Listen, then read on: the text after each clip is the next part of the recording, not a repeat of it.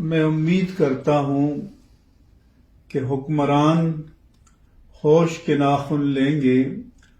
اور قتل و غارت کے سلسلے کو، ظالمانہ اور سفاکانہ سلسلے کو موقوف کریں گے، اور وزیر داخلہ نے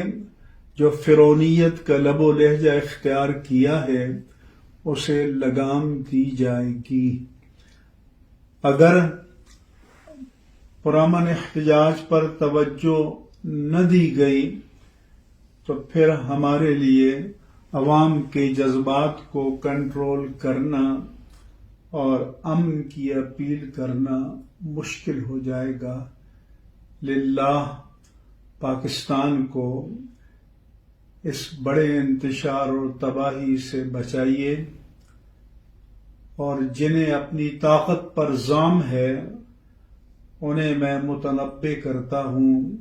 کہ رب ذوالجلال سے بڑھ کر کوئی جبار، کوئی قہار، کوئی قوی اور کوئی عادل نہیں ہے، اس کے انصاف سے ڈرو۔